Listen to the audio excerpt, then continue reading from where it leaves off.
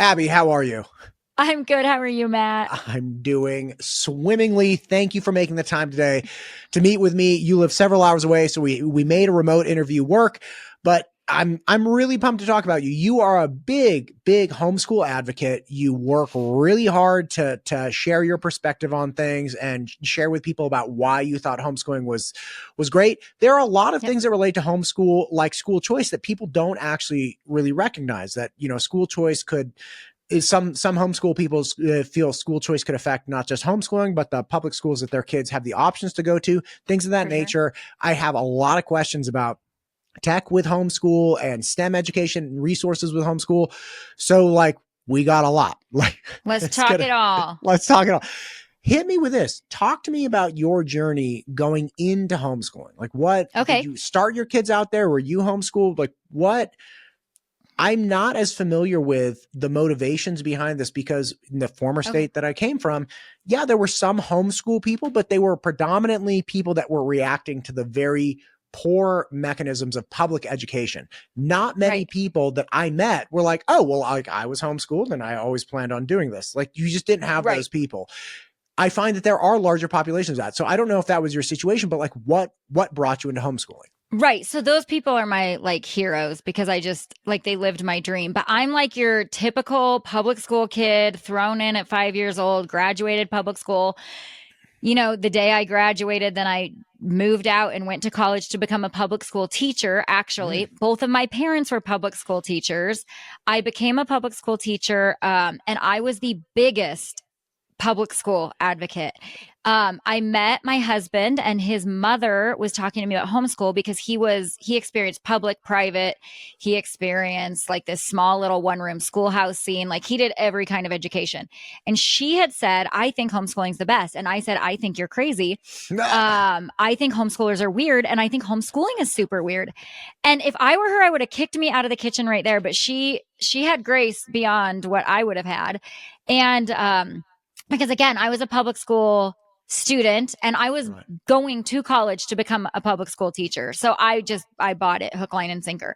And so I just was kind of like put that in the back of my head. I had some cousins that were homeschooled.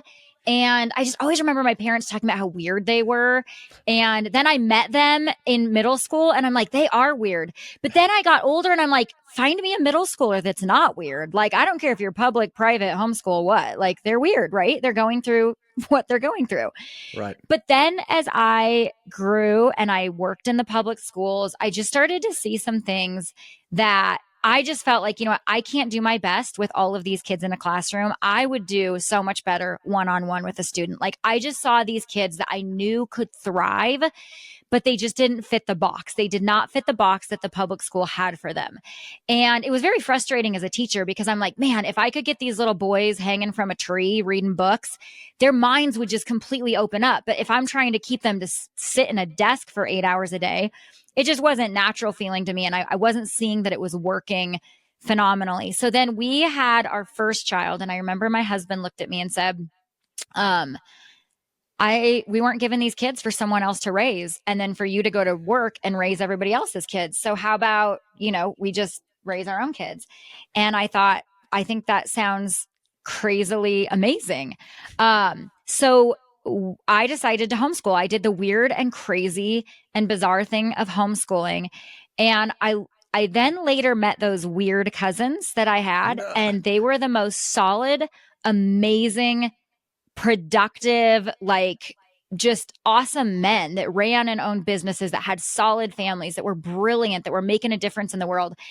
And I thought, you know what? I'm not raising a middle schooler. I'm raising a functioning adult in society that's going to make, a difference in our country. And so I became sold out for homeschool. And then as I started to do it, I really saw the fruit of it. I saw how well it worked. And so I kind of had that juxtaposition. I was a public school kid. I taught public school kids. That's what I did. And then I saw this other side of things, and it really opened to my mind to what education really is and what it could really look like. Man, when you talk about when you're talking about kids hanging from trees, like I have 3 boys and they are Yeah. nuclear like they are bonkers, right? And Right. if put in the right structure with the right Right. stimulus, they can They be thrive. they can be Absolutely. incredibly functional. They can be very, Totally. here's an interesting thing. I actually moved my second grader recently from, a public school to a charter school. And the charter school actually is a no-tech charter school. And I was like, Okay. oh my God, I didn't know these exist. Like I've been kind of Right. critical of charter schools from a scoring and efficiency standpoint, because people are like, oh, charter schools are better than public schools, standard public schools. And it's like, well, they can also kick kids out very easily. Like Right. there's an application process. Like, so fine. But going into this school, I'm like, okay, like this is different. So just to give you a clear understanding of what I'm getting at, my second grader is fantastic. Very high energy. Surprise, super Right. high, like super kind, compassionate, not malicious or anything, just really high energy. And, like he's always trying to talk and they're like, oh, he Right. interrupted us or like, blah, blah. And Totally. okay, so we were all like every day we were going to school. We're like, okay, buddy, like, listen, you got to make sure you raise your hand. Don't start like fidgeting in Totally. class. Don't do these things. The first week at the charter school, that's a no tech school where they're engaging the kids in a different way. He Right. comes home at the end of the week with this form. I'm like, oh no, we have a form. And it was not a like, your kid screwed up. It was a, hey, we actually are giving him merits for self-control, like That's awesome. self-correction, impulse control. He's doing great. I'm like, my kid? Like, Right. that's Right. amazing. So it's just the structure alone. Like I feel that deeply. I also, in my almost 20 years of education, I started off on one-on-one, SAT, ACT prep, college entrance. Okay. And I transitioned in the latter years towards a small classroom. I was always against like larger classrooms. Right. But what I found out is there was a sweet spot of like 4 to 6 kids where the kids had developed a group dynamic. There was enough difference. People were asking questions that other people wouldn't ask. All of these things. I was like, oh my gosh, this is it. Like change the structure a little bit. But again, like some people really do need the one-on-one and that's fine. And then some people need just slightly larger and they crush. And I had tons of students that I knew for a fact were struggling in the public school system with like the 24 or 30 kid classes or struggling with the structure. And you give them enough flexibility, you give them enough engagement, because my classes were 2 hours. But I baked in like ridiculous anecdotes and like silly jokes, and we take a break at an hour and eat like a cup of noodle and like, yeah, man, it's if done properly, you can really engage people that otherwise would not fit in the standard system.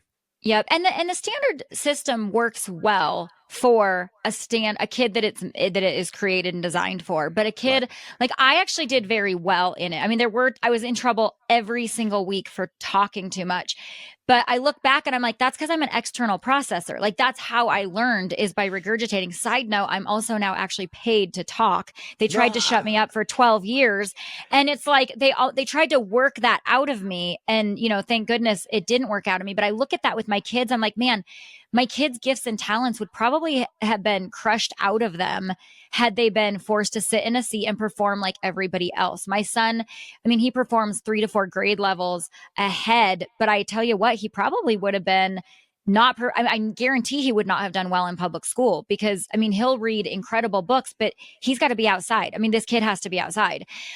He's got to be moving. He's got to be fidgeting. And that's just, it's how he works. And you know what, when I work with that, he just thrives. He just absolutely thrives. And so all kids are created differently. And so all kids need a different form of education. And I realized in the homeschool setting, I can give that. I don't teach any of my kids the same way. None of my kids use the same curriculum. I get to pick and custom design an education for each one of them. And it's awesome. Man, that is awesome. Like, it's just, it's fan. It's like, it pumps me up just hearing you. And again, my kids are not homeschooled, but it's awesome to hear somebody who's like, oh no, like I'm an educator. I'm just applying my superpowers to my own particular kids. It's like, hell yeah, man. Yeah. That's great. It's exciting. It's even one of those things that I always looked, I'm like, why does every kid have to know all the same things? Cause I now have 2 high schoolers, and one, my daughter is so wired. She loves like the naturopath world, natural medicine. Like that's where she wants to put her science expertise. And my son is like, gag, I don't want to learn that. And he's all about engineering. And I'm like, man, if we were in a classroom, you guys would have to, I would have to tell one of you, too bad you can't learn what you're passionate about because we all have to be in the same class at the same time. But this way I can find what they love, what they're passionate about, and I can capitalize on it. And I remember my first year, one of my kids wanted to learn something specific in history. Like they were very into American history that year. And my public school self came out and I was like, oh no, we don't learn that this year. That's next year. And I thought, who says that that's next year? Like if they're interested in that now, why wouldn't I capitalize on that now? Because next year they might not care.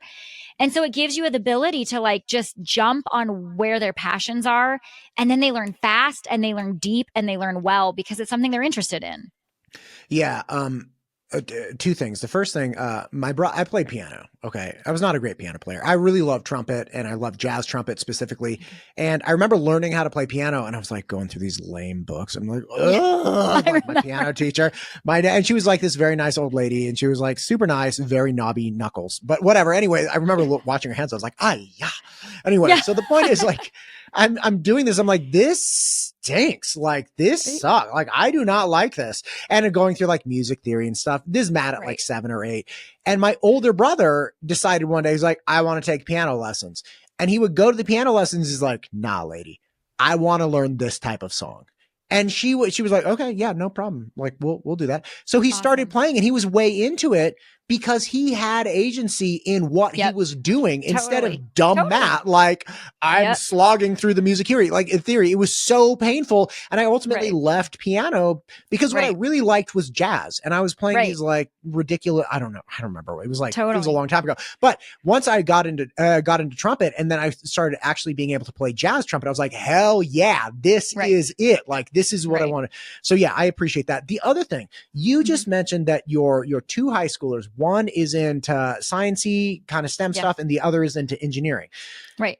A criticism of homeschool that I have heard from people is, look, homeschoolers do not have the resources to engage in STEM-based education, right? Now, resources could be physical resources like chemistry sets and physics sets. Resources could be like, like I went through calculus when I was in high school, and like not every parent walking around could have taught me calculus, right? So I understand that cognitive resources, things of that nature. How have you been able to manage providing an engineering-based education to a teen as well as a different STEM-based education? So again, just varying STEM educations to 2 teenagers at the same time. Yeah. Well, I would say, I got, and you could say STEM, you could go all the way back to just basic computer skills in kindergarten. And I remember when my kids were really young, kindergarten, first, second, like those early years, so many people would be like, well, do they each have a computer? How are they going to learn computer stuff? Because I didn't do that with my kids. And I thought, how are they going to learn it? Like, how did I learn it? Like, I didn't get that in early elementary ed. I mean, that'll tell you how old I am. But the point is like, did you know how to use this iPhone 15 years ago? No, you didn't, because they didn't exist. But shockingly, I bet you know how to use it today, right? And nobody sat down and gave you a lesson. It's unbelievable what kids can learn when they're just set free to explore. So no, my kids didn't touch computers and they still don't a lot, because part of me goes, by the time you really, really need these, it's going to all be changed so differently. I just give them a foundational. So like for my son, really go back to what is engineering. Here's what he got: free reign of the garage, chemistry, free reign of the kitchen. I mean, it's a lot of exploration. It's a lot of figuring it out. There also is, if someone is like, no, I need the in the box curriculum, I need someone to deliver me the package deal to my door. I'm not that mom. I'm more like, I feel like their creativity, their brains, their wonder is going to guide them down that road. And if they're wired that way, they're going to learn. And I'll tell you a little math story at some point, but there are in the box curriculums. The homeschoolers of 20 years ago, they didn't have nearly the choices we have now and the options and the resources. It's almost overwhelming what we have now, but there's a lot of ways. I mean, the library has STEM kits for free all day long. You can go check out STEM kits. I mean, there are so many resources. It's almost overwhelming. But I also just tell parents, you don't need all the resources. Here's a story about a gal, and this isn't because they didn't have the resources, but she was in high school. I heard this story from a homeschool father, and she was doing math. And there was just a lot of drama with math because I don't know, there's something that goes hand in hand with math and drama. But there was a lot of drama upsetting. With math. It brings out a lot of emotions. It does. It's hard. It does. It brings out all the things. Numbers are hard. They are hard. And then you add an X and a Y and it doesn't even make sense. But this kid was really struggling. And so there was a lot of tension between mom and the kid. And the dad came home and said, we're putting math away for a while because it's causing too much emotional trauma. And the mom was like, damage. Yes, it was damage. And the mom was like, well, we can't do that because we have to provide our kid with absolutely, like, she has to be 100% prepared for anything she'll face, right? Well, dad just was like, no, I can't come home to everybody crying every day. So we're putting the books up. Well, that girl went to her first year of college and all of a sudden she decided, I want to be a nurse. And she wasn't able to pass the test to get into nursing because of her lack of math.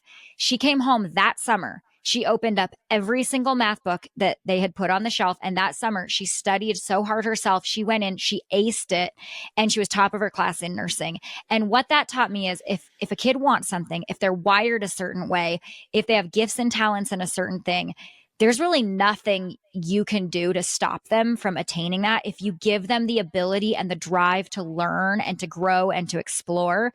And so many homeschool parents feel like we have to provide them everything that there is, every possible thing. And I say, no, you need to provide them a big world that they can go out and explore in, and they're going to find it and they're going to discover it and they're going to thrive in it. So I mean, an example, my daughter's getting into this videography thing you said your son was. There's a local guy here, and he said he runs a big production company, and he's like, we'll take homeschoolers all day because they have the time. Bring her in. She can work under us, hands on, you know? I mean, the opportunities are endless out there, and they don't have to cost a lot of money.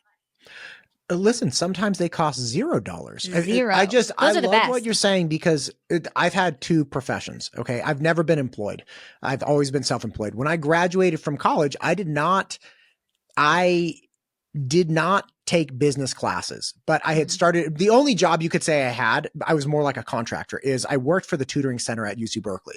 Now, the tutoring center, to be really clear, I literally just received an email when they assigned a student to me, and it was like a phone number or an email. They're like, okay, call Cheryl, whatever, right. Cheryl, get a hold of Cheryl. And I'm like, hey, Cheryl. So like, I had to set up my own times. Like I had to record my own billings. Right. I had to do all these things. And I did get paid for the time through Berkeley, but that was the only thing they did. They also didn't provide me any training. They're like, go do whatever it is you do with Cheryl, like, but just smarter, like make her smarter. I'm like, okay, cool. Smarter. Awesome. Yeah. Make Cheryl smarter. So I leave Berkeley. I graduate when I'm 22. And that week I was like, I really like education. Like I'm going to start an education company. I have no business background. I have no one helping me. And I'm just like, here we go. But you had a desire and a passion, I had a desire. Now, look, I did some dumb things. I'm not saying I didn't. That doesn't mean that anybody with a business background would like avoid the dumb things I did. Right. But I was good enough and kept learning and was self-reflective. Like, all right, you know what?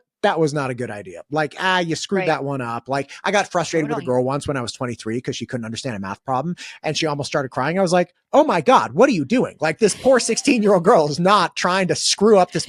So like, I would make mistakes and be like, okay, fix that. Like fix that next time. So I did that all throughout my career, and I had a perfectly fine, like better than perfect. It was beautiful. It was like a dream.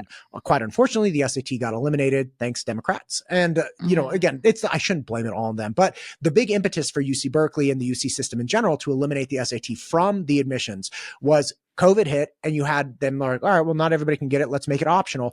But then you had a lot of civil unrest in 2020, and the people that were barking about eliminating it because people like me who are Hispanic score lower than people like you who are Caucasian. They're like, well, based on that, because Matt's people score lower than Abby's people, we need to eliminate this completely. We got to get rid of it. Hang on a sec here, and what they've essentially found out, which is what I was saying the whole time, is like, guys, look, I was like a latchkey kid. Okay. I did not have somebody paying attention to my homework. So my GPA, which was derived from freshman, sophomore, junior, and senior year of high school, was not as strong as other people's. But I got on the SAT, I aced part of it. So I was like, I got a perfect score, and I was able to deliver that to the colleges and be like, listen, I understand my GPA is not as high as some, but I've taken all of these classes and this is my horsepower with the test. And they're like, okay, based on that, then we should admit him. So it actually hurt minorities to eliminate the SAT, and it's since coming back to a lot of schools. But there's that. After that, I left. We moved here, And I reinvented myself with this podcast. Now, to be clear, until like 2020, I didn't even know what iMovies was. Like, I didn't know. Well, but you know what? Podcast anything. didn't exist, 7 years? Like, this is all new. Right. And guess what? We've learned it. Right. That's the point. I, as a dum-dum in my late 30s, I'm like, you know what? I want to learn this thing.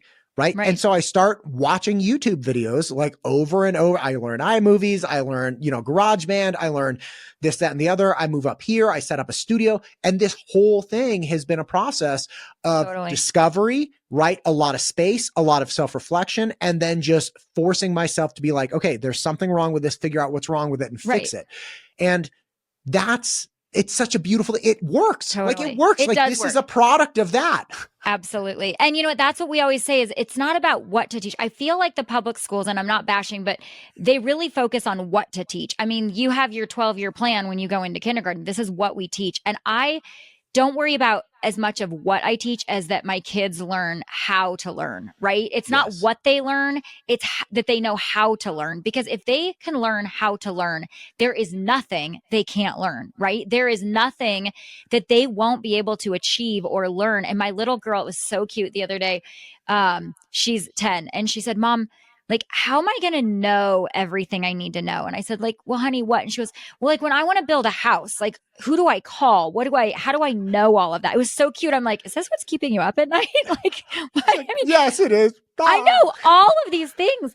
And I said, honey, we're going to teach you how to learn things. So as new things, because new things, mom is still learning, as new things come in your life, you're going to learn how to learn them. I can't teach you everything that there is to know, but I can teach you how to learn. And that's the most important thing I can teach you.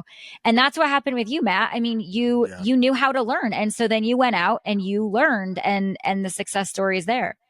Yeah. You know what? I really, really love that because again, like the learning how to learn is this, it's the most beautiful tool ever. Totally. Learning how to be a really, really bad failure is also incredible. Like I did one of my original podcasts was like, I'm an expert at failure because again, same thing. When you're learning things you don't know, you're going to screw up. And for the people that are derived from a system that only reinforces successes and it does not reinforce failures, but learning, that's a very difficult structure to be brought up in because ultimately and you learn way more.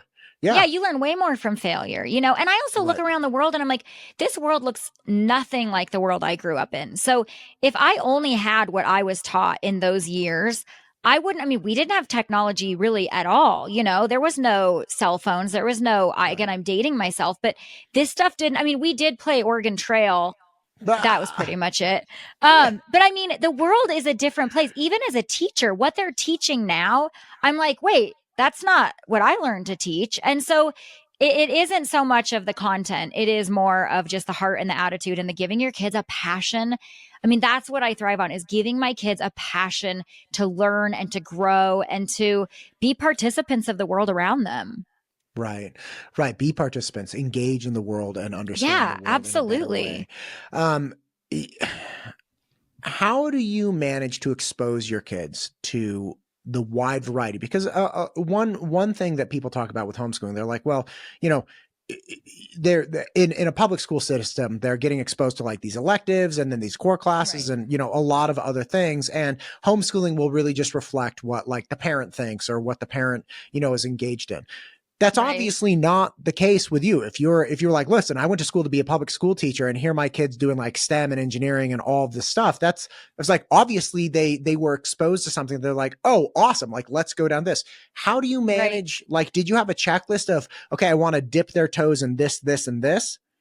Well, I think a little bit of it is I live in the world. And so as I move through the world, my kids move with me through the world. Like, so we're doing a lot of different things. So it's not like school is life, right? So everything that we do, they're doing with us and they're exploring with us and they're learning with us and then just watching how your kids are designed. Like when I see my son see a pile of wood and some nails and he's engineering these insane things, or if something's broken in the house and he's engineering these insane things, I'm a student of my child. So I'm learning how he's wired. And then I can go, okay, he's not wired to, go be in the orchestra. So that's probably not what I'm going to necessarily expose him to, but I will to see if it catches.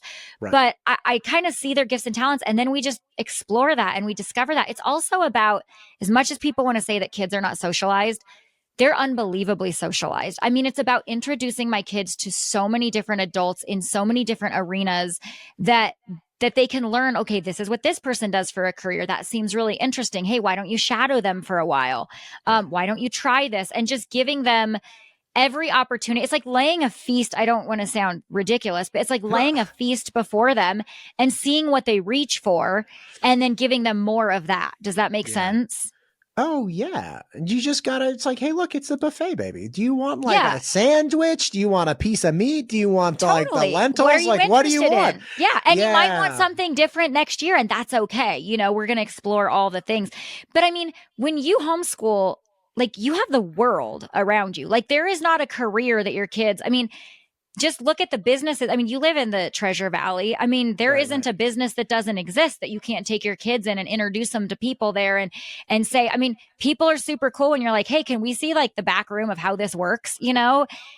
People are wide open to it. And so you expose them to, you just get your hands on everything you can and expose them to all sorts of things. And you see what catches. Yeah. Let me ask you something. There is such a marriage between the emerging tech industry and the infiltration of tech in education and public education that it boggles the mind, right? And it was happening in the teens. Yeah, sure. Like a lot of my students started showing up with school administered Chromebooks and stuff. They're like, oh, that's a trash book. And I'm like, wow, you guys got a computer from the, like, whatever. They're like, yeah, but like the enter button doesn't work, or like the Y button fell off. And you're like, oh, okay, whatever. So it was kind of like, they were doing it, but they weren't relying on it so heavily. Then in 2020, obviously, every student in the world got a Chromebook.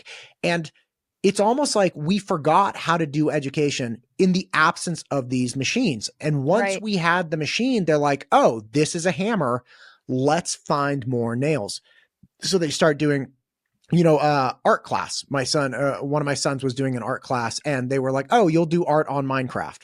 Like, can you just give them some clay? Yeah, paper. Can we do the clay? Yeah, can we do like papier mache? Oh, can we just do, or like coding? It was like, oh, we'll do this program, or and again, these were largely game based things where it's like, okay, but what happened to just understanding this? Because I learned how to code, but I learned how to code from like a book on like HTML, kumquats and HTML, right? Like I read that when I was in 7th, 8th grade. I was making a website.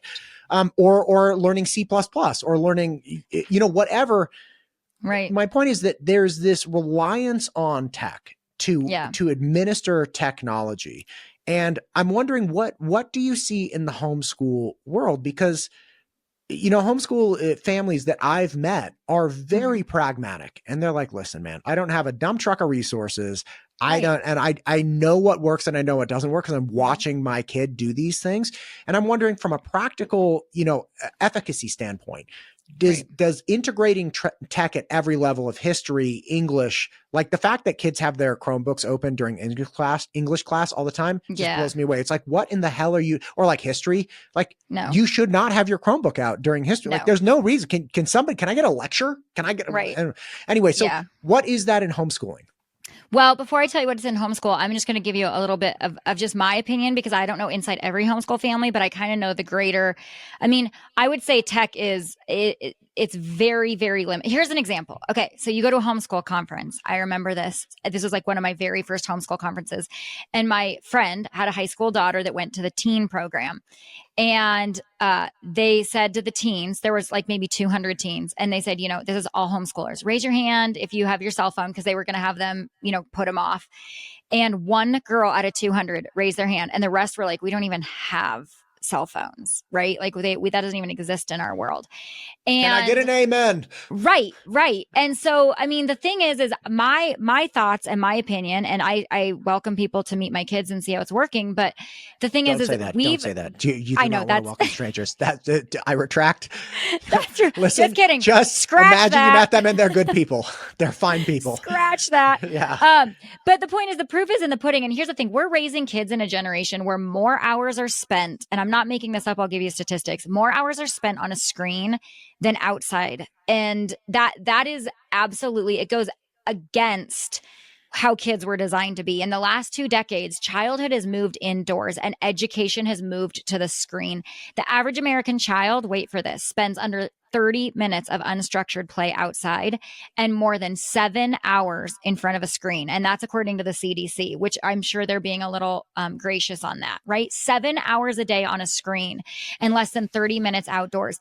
This is affecting kids. I mean, what we're seeing, and this is me coming from an educator standpoint, is that kids have less curiosity, less self-control. They're more distracted, more difficulty in making friends. I mean, these are all statistics you can look up.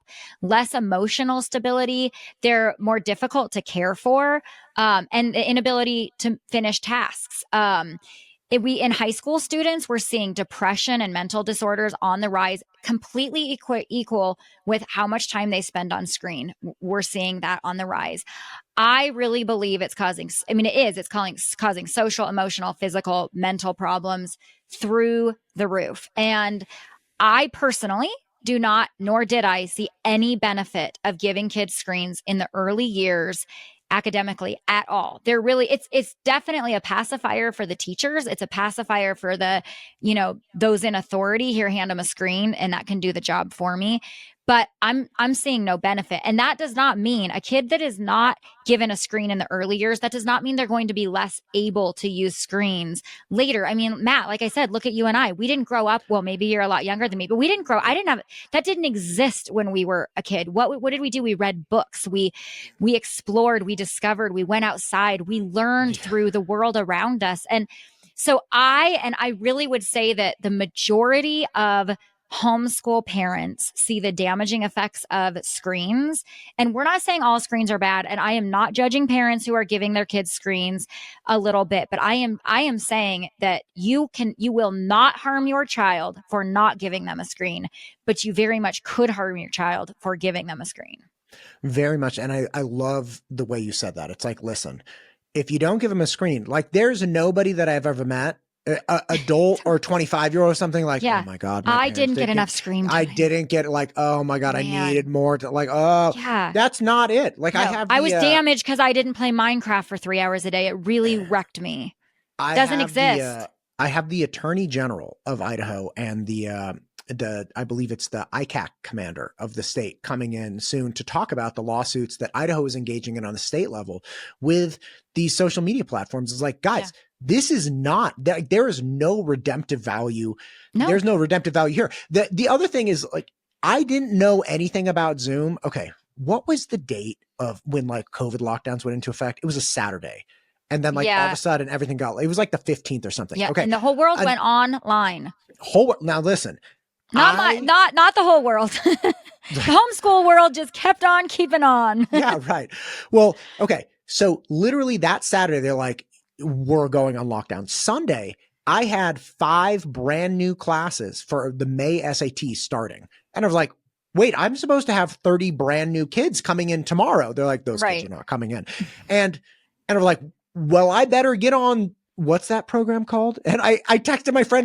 I literally was like, hey, you guys were talking like 2 weeks ago about some online, because I didn't even know COVID was, I don't watch the news and I don't hang out on social media. I post on social media and I leave. So they were like, oh, something's coming. I'm like the boogeyman? Like, what are you talking about? They're like, no, it's worse. Yeah. Anyway, so they had mentioned, way worse. Yeah, way worse. They had mentioned something because I was like, what's that program? Literally on a Saturday, I was like, what's the program? They're like, oh, it's Zoom. I was like, Zoom. And he sent me a link. So in between Saturday and Sunday morning at 9 a.m., I not only made different, I had backpacks and merch and like all of the books. So I put all the merch and materials in these backpacks, and I set up pickup stations, and then I drove around the Bay Area dropping off the backpacks to individual people. And then in 10 minutes, I made a Zoom account and learned Zoom. And that was it. And we started the next morning at 9 a.m. The audio worked, the video worked, my iPad worked. I tethered it to the Zoom call. I was like, done.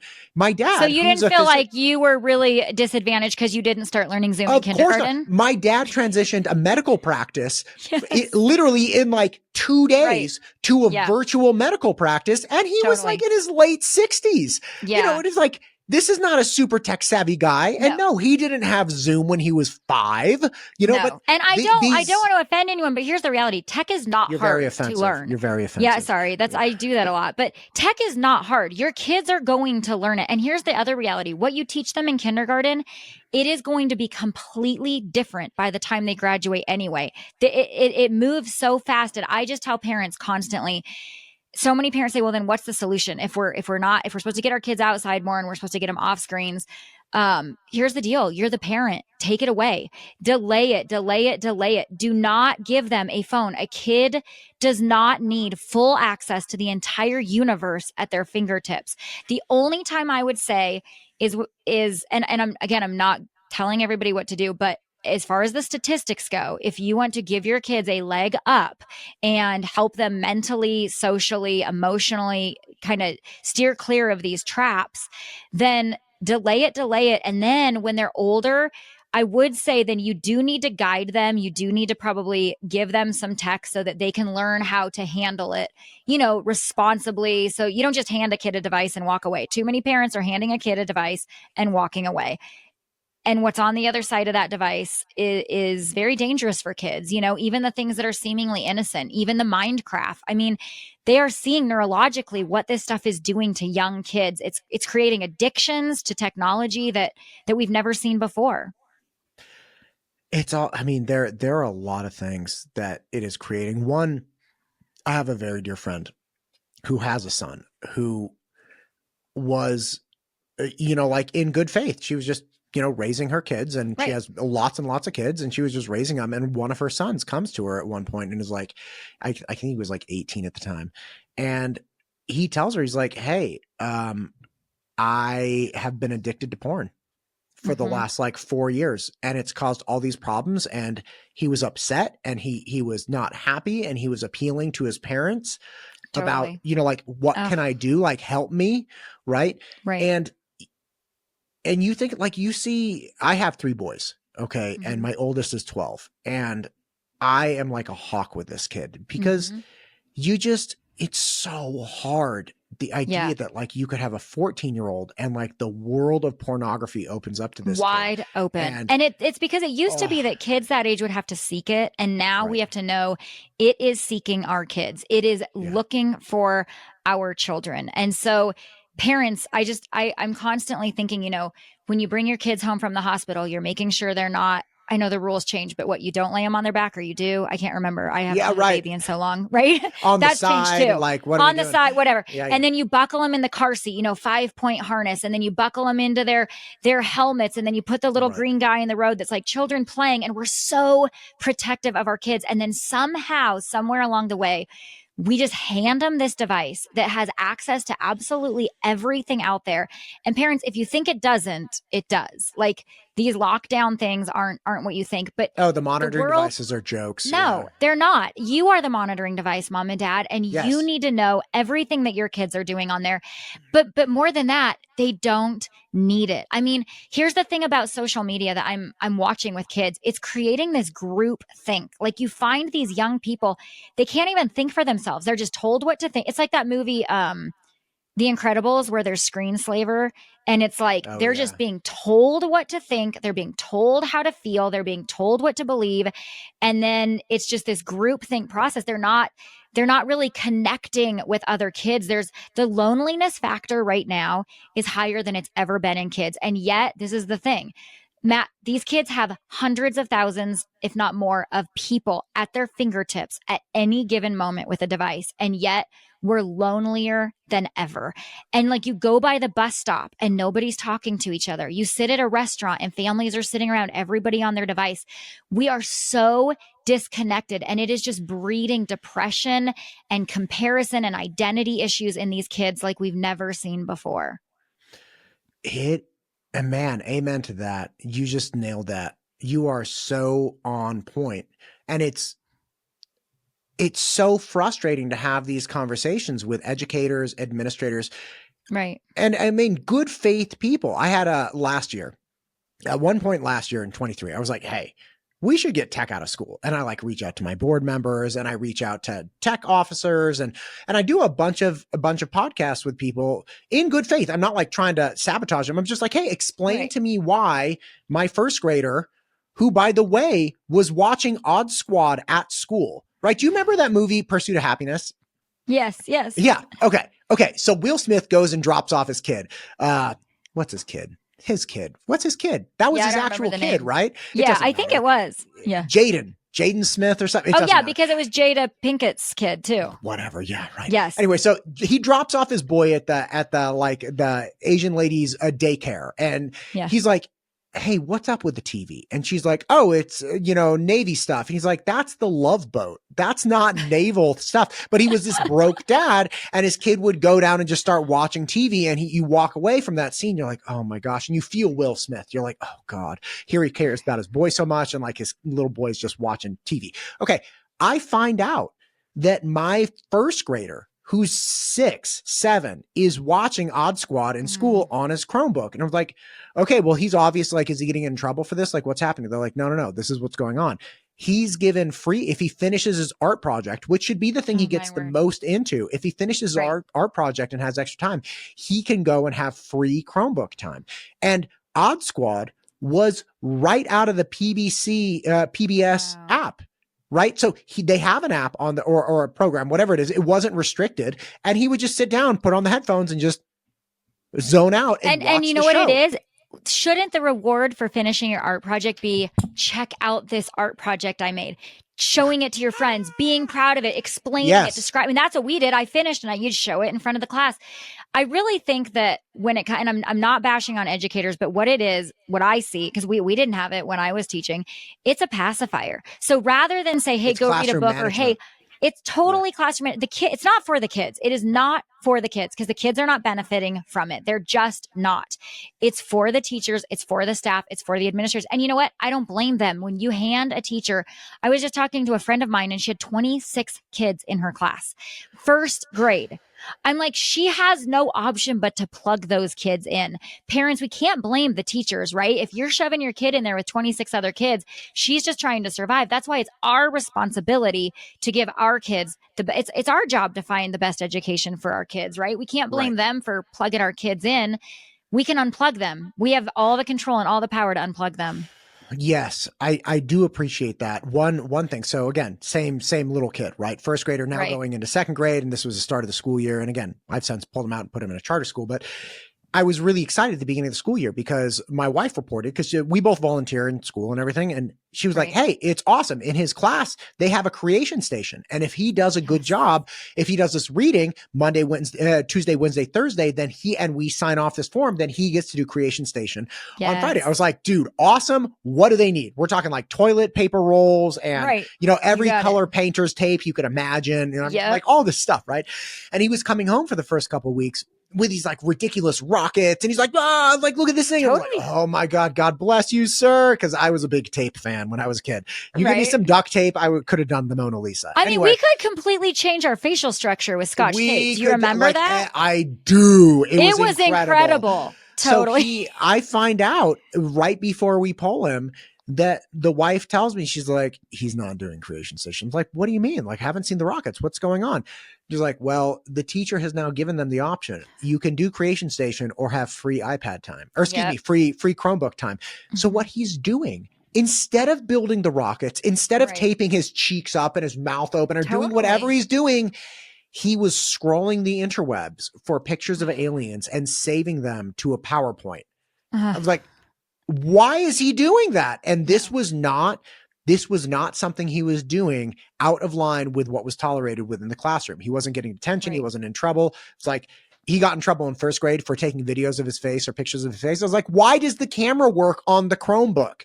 That's terrifying. Why is this sixth or 6 or 7 year old have a live camera? Like that should be disabled. Yeah, I don't know how we got on this tangent, but like I'm very happy to hear what you're reporting as we got well. on the tangent because what we're saying is technology is not necessary at that age. And you know what? Yeah. The thing that we're afraid of, especially as parents, is, oh, my kids are going to get bored, right? And so I need to give them a device to entertain them. And I say, or they're going to be left behind from an education. They're going to be left. Well, they're going to be left behind. No, because I mean, now look at your kid will not be left behind because he's incredibly gifted at taking alien pictures and putting them into PowerPoints. Like, how does that serve us? He was so much better served when he was creating with his hands and his imagination and his mind. And the thing is, you can only create on these devices to the limit that it lets you create. So it kind of stunts our kids, right? Like Minecraft only lets you do what Minecraft is programmed to let you do. But I think boredom breeds creativity. The best thing you can do is let your kids sit and be bored, because pretty soon they're going to come up with the most incredible things. They're going to find ways to entertain themselves. Guess what? They might talk to the kids sitting next to them rather than plug into a device and zone out. And that's a beautiful thing, right? So when parents say to homeschoolers, oh, what about socialization? I say, what do you mean about socialization? Like, we're talking to each other. We're talking to adults and kids and old people. We're not just plugging our kids in to be fed. We're talking to old people. That's important because that's where history lies. This is going to be the greatest inflection of socialization in the history of the United States. Like, your 100%. That is such a beautiful point, that the argument used to be that kids were becoming less socialized through homeschooling. Now, again, like whether or not people agree with that sentiment or not, totally fine. And I met, like you said, like the first guest I had on this podcast, my buddy Connor, he was homeschooled, and like you can hear him talk for an hour and a half. He is a totally fine socialized guy. Right. Yeah. But that's such a beautiful sentiment, which is the homeschoolers are now going to be the ones that are socialized because they're the ones not being plugged into tech for education perpetually. Yeah, totally. I mean, we just kind of flipped the narrative, didn't we? Talk to me about socialization. God bless it. Right. Listen, before this is obviously going to be a multi-parter. We've almost been talking for like an hour at this point. I wanted to ask you very specifically, we have the legislative session coming up. Oh, first off, tomorrow's election day. I know. I'm going to be really upset when it's over, because this is what we're going to do. Like we have the anticipation, like coming to Christmas Day, you have the anticipation. Oh, like, totally. What am I going to get? What am I going to get? Yeah. Am I going to laugh? Am I going to cry? Matt, it's not going to be over tomorrow. I hate to break it to you. You're not going to know tomorrow. I have a feeling. Or Wednesday morning. I know, but it's going to be over soon. It's going to be over soon. And then we're going to go from like the anticipation to just 4 years of complaining. I know. I know somebody's going to be like, oh my God. Like, I know. Whatever I think happens. Old days where the anticipation was over. Remember, we stayed up late and we knew. I think those days are gone. I don't think we're going to know. Well, I think I can tell you, Idaho, I've been doing a lot of episodes with Secretary of State Phil McGrain, who's fantastic. The dude's coming in at like 6:45 in the morning on, whatever day, because he has to go get his kid to school. So they have like a hard stop. So I'm like, Phil, when do you get up? Cause he comes in like, all done. I'm here like looking like a homeless guy. Wow. And he's awesome. But they are preparing their auditing teams to instantaneously go out and just start auditing all of a bunch of different areas. I don't know exactly how many, but they go out and they hand count, or they recount these, the paper ballots, because every vote in Idaho has a paper backup. It's not, like an electronic vote, which amazingly was like Elon Musk's recommendation, is like, you have to have paper ballots. So they go out and make sure that the paper ballots reflect what has been counted by the voting machines. Harding machines, by the way, not Dominion. But yeah, so like you're right. We won't know, and it won't be like confirmed, but I feel like, I don't know. My point is, it's going to be over, and then it is going to be over. But we're coming towards the legislative session, obviously, for 24, or excuse me, for 25, because that starts in January. A big piece of this is school choice. Now, it's vouchers. The sentiment is, hey, look, in one fashion or another, in one way or another, whether it's a tax credit, where it's an actual tuition voucher, whether it's however you want to do it. The idea is, look, the money's going to follow the kid. So if I take my kids out of the public school system and send them to like Abby's, homeschool co-op or whatever it is, and whatever, that money follows my kid. And it's like, okay, $4,000, $5,000, whatever it is, that money goes to Abby, right? And it no longer goes to the public school as it is right now. We pay taxes, it is what it is. So my question to you is, What do you think about that from just a normal Idaho citizen standpoint, and then from a Yeah. homeschooling standpoint? Well, this would be an entire other episode because I mean, I'll just say I Yeah. think it is uh, the most surefire way of eliminating true school choice and true homeschool freedom and private school freedom that we could possibly have. Because right now we have the best school choice in the United States of America. Idaho does. I mean, there is not a choice that you were just talking, your kids are in a charter, some kids are in public, some kids are private, some kids, we have every school choice there is. What you're talking about is who funds each choice. And here's the thing, when the government funds every single choice, we no longer have choice because every choice is now a government funded choice. Does that make sense? We no longer have private options. We no longer have the option to say, I am in complete control of my kids' education. I can do it how I want, how it fits best for them. Because, like you said, when the money follows the student, the money follows the student, and then that money so do the regulations, right? Whoever gives the money then also puts on the regulations that follows the money that follows the students. And so the money follows your child, the government follows the money right into your home. And we always say, he who pays the piper picks the song. And you and I have been sitting here talking about, I don't necessarily think that the song that's been picked for the public schools are the best option for my kids. I get to pick the song for my kids. I get to pick the best education route for my kids, what works best for them. And if I start taking money for that, now I have Big Brother over the top of me regulate. They have to regulate it, right? I am a conservative and I really do believe that there needs to be accountability for where my taxes go. I mean, that's just something I believe. I believe that there needs to be accountability, that my tax dollars need to be spent wisely, and that we need to know what it's going for. So therefore, if we're going to use our tax dollars for this, there's going to be accountability and regulations. And I don't want that. And no homeschool family does want that because that will completely remove our full freedom. Now, to be clear, when you're saying you don't want that, you do feel that we should have checks and balances with where our dollars go. 100%. You just do not think that that would be best applied to private school, homeschool, and things of that nature.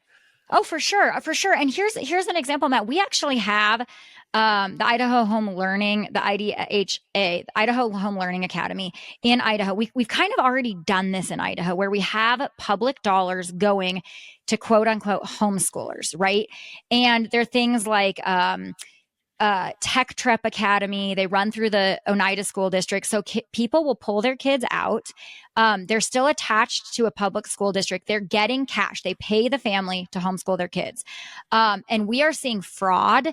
We are seeing test scores go through the toilet. I mean, we've already done this experiment in Idaho and it has proven itself to be a complete failure. And so, yes, I am a huge proponent of there has to be accountability for where our taxes go. I mean, we need to know where our taxes go. We need to be responsible taxpayers. We need to cut taxes. We need to be very wise. As a citizen, that is how I feel.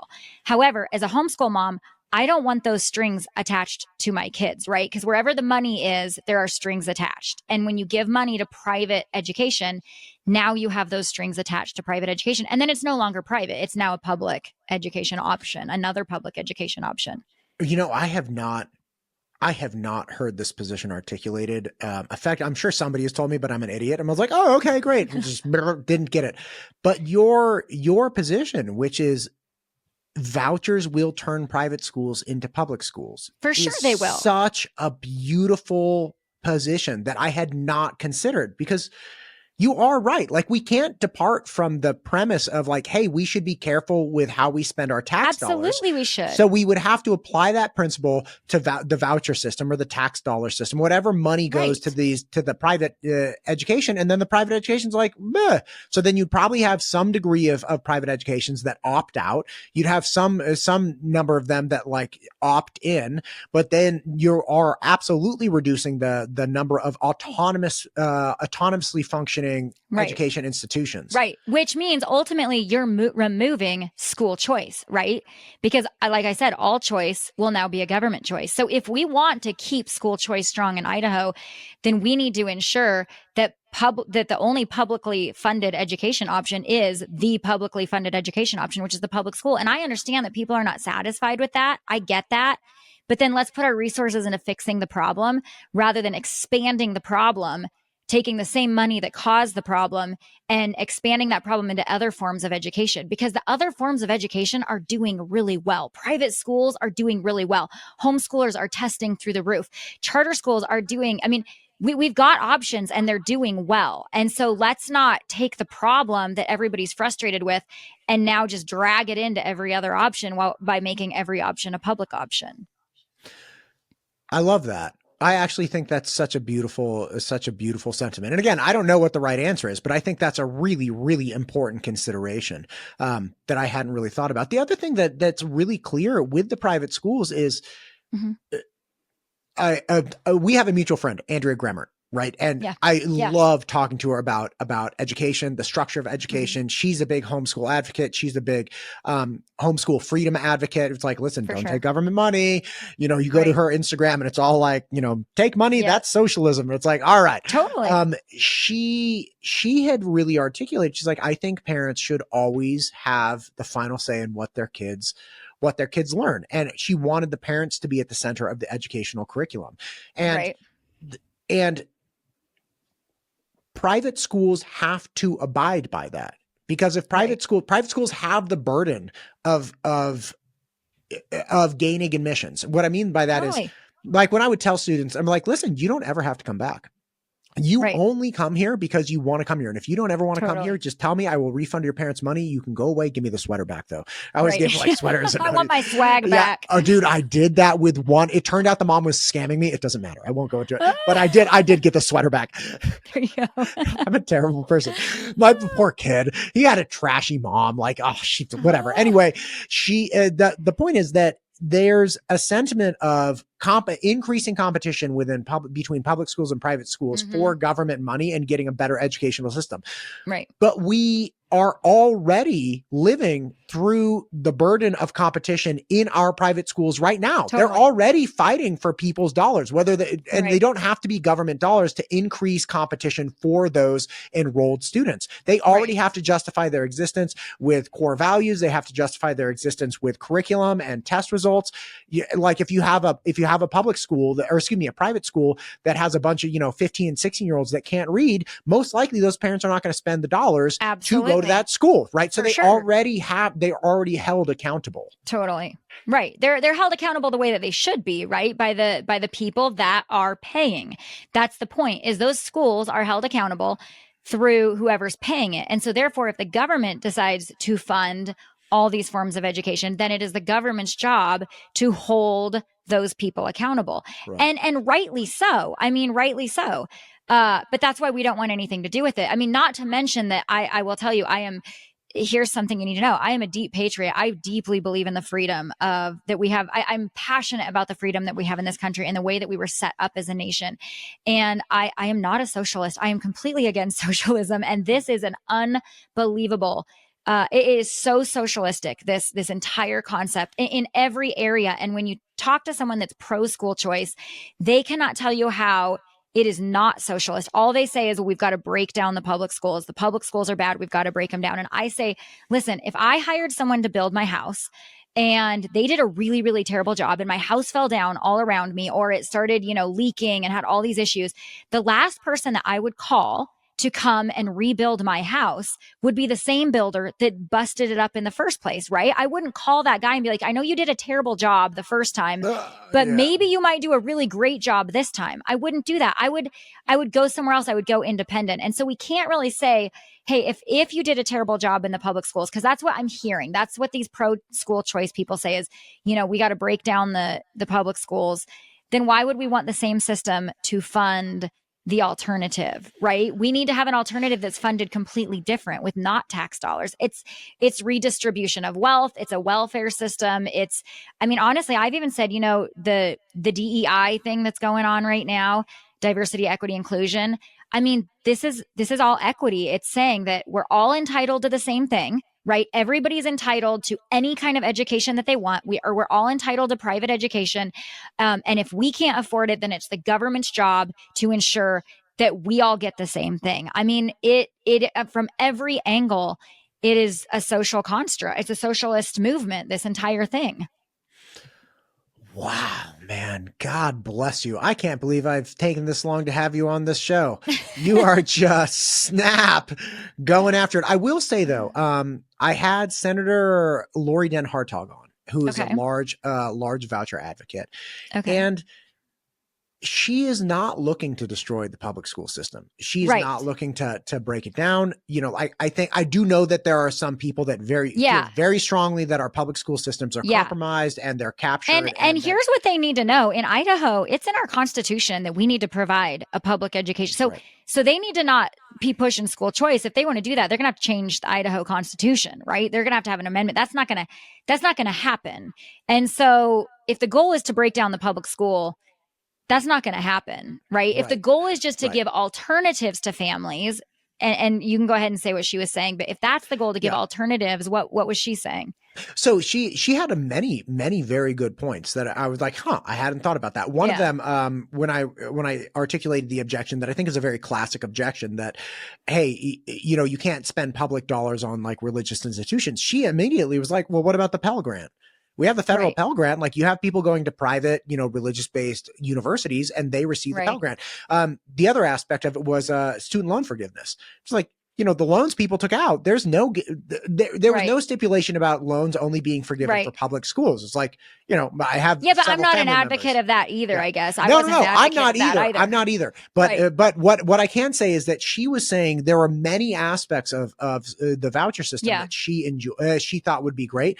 One of them, which I hadn't even thought about. She's like, it might be better for impacted public school systems, instead of them having to build new schools, just take the pressure off, because then if some of those kids could go somewhere else, they wouldn't have to worry about overcrowded classrooms and things of that nature. Now, I'm not saying that's the appropriate perspective or that that's the end all be all, but she did have some aspects of, well, our school systems are already overcrowded. Like we need to increase competition. We need to find better systems. Senator Tammy Nichols is also a big fan of school choice, which is like, you know, let's find better education mechanisms. Like, well, you know, again, I don't know what the right answer is. That's just what they're saying. And I think there is no right answer in my mind. Yeah. What you're and saying again, I get a little sense. confused with that, because I'm thinking, well, if they're overcrowded, and so this would eliminate that. The thing is, but that's still tax money doing that. So why wouldn't we use that same tax money just to create a greater, I mean, either way, it's the same. You're either going to pay for the kid to go here or the kid to go here. So how is that really eliminating it? You know, because then you're just starting another school, which we could do with tax money anyway. Does that make sense? Yeah. So you're also funding the kids that were not in the school district in the first place. Right. And I mean, that's the thing is now, and taxes will go up without a doubt, because actually the majority of the parents that we've seen in other states, these are parents that are already in private school that are taking the money. Right. And so really now we're going to be funding way more students, which is going to take money from the public schools, right? I mean, that's just how it's going to be. So taxes will go up. So at that point, okay, just raise taxes to build more schools for less overcrowding. That really wouldn't solve that solution at all. You know, and it really wouldn't give competition, because it's the same source that's funding every single option. So that's really not making competition, actually, because it's the same source funding all of it. Right. And the competition, even if you want to say it's competition, then you have to have competition under the exact same rules. Right? Absolutely. Because you can't have a private school system that has no regulation and no, like, you can kick people out, you can, you know, whatever. You can't say that school is doing better if they can self-select who they take and then kick people out liberally, compared to a public school system that has to take everybody. Yeah. That's, so then we're back to, how is that fair? I mean, it would be a nightmare in that way, because then they couldn't kick kids out, right? I mean, I would think that would have to change, and they'd have to take everybody, because we're back to this equity thing. So, I mean, I think crazy. I think the solution is, and I've always just felt this way, is if we want our kids out of the public school, then we need to come together. We need to think outside the box. It doesn't mean we go to I mean, I'm just one of those people that says every time I need help, it's not the government that I run to, right? It's not the government's job to help me accomplish everything that I want to accomplish. That's not the government's job. The government's job is to defend my freedoms. The government's job is to keep my freedoms. It is not to provide anything for me. Yeah, that was actually when I was a younger man graduating from college. I had a mentor that I still have today, very thankfully. And he articulated that in a very similar way. He's like, listen, the role of government is guardrails and protection. Yes. That's it. there's like that's the whole purpose of them. They're not Yep. supposed to pick winners and losers. They're not Right. supposed to support your endeavors, your dreams, your Totally. hopes. Thank you. Has nothing to do with that. He was like, they protect and have Yep. these guardrails, and that's it. And then it's up to you to do whatever you can do and do it the best Absolutely. you can. But them selecting people that should win or shouldn't win, Right. or even anything. for them to say that everybody gets it equal. You know, if this person can afford private homeschool, then why can't this person afford it? So we better provide it for them because it's not fair that this person can and this person can't. That is not the role, nor has it ever been the role of the government. And in fact, that is, again, that's socialism, right? That's creeping into, it's the government's job to provide all of us for whatever it is that we want. And for me to say, hey, my neighbor gets to do that, but why don't I get to do that? You know, there's a lot of things that people can afford to do that I can't afford to do. The list is much longer than what I can afford is what I can afford. But I'm not going to run to the government and say, how is it that that family gets to do that? You know, now you need to provide for me to be able to do that because I want vacation choice, right? And you want school choice. I want vacation choice, right? I don't get to take those vacations. That has never been the role of the government at all. Yeah. Aby, listen, God bless you, woman. This has been such a fantastic conversation. I'm sensitive to time. I know you're at home with your kids and it's the middle of the week here. Listen, we got to do another, I want to talk to you for like another 2 hours, but let's break this up. Let's do another episode, in a few months. Is there anything you'd like to hit? I know we talked about a lot of things. Is there anything you'd like to hit here at the end?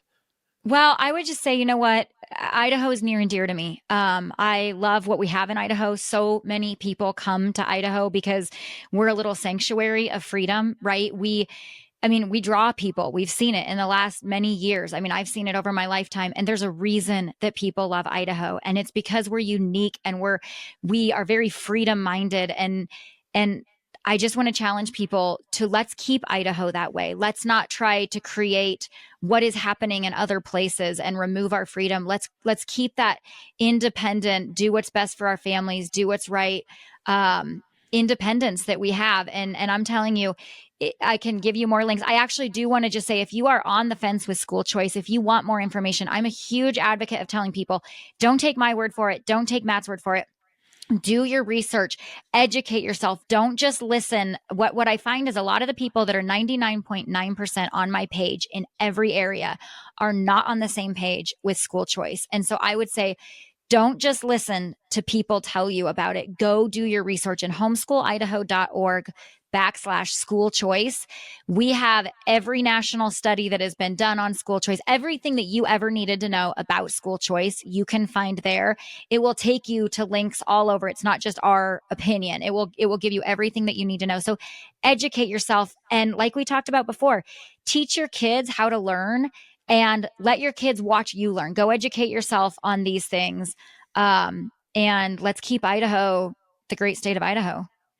God, well said. And that's beautiful. I'm so happy you shout out that resource. And again, you said it was homeschoolidaho.org/school choice. There you go, people. Go check it out. I do believe there are going to be many bills that come online this year for vouchers. Coming. So as they come out, I'd love to reconnect with you and just say, hey, look, I will come. We can do legislative updates. We can talk all about it. Do you ever make it into the Treasure Valley area, the Boise area? I do quite a bit, actually. Yeah. Okay. Well, here's the thing. So when you come in, you got to, so I'm going to actually have a second studio, one right downtown next to the Capitol during the legislative session. So I can bring, legislators and senators, the whole thing. So I'll have that, but I also have my standard studio that's out in the Eagle area. So look, whenever you're coming in, you just let me know. We're going to make this happen. Let's do it. Okay. All right. Awesome. God bless it. Thank you for coming today. I appreciate you.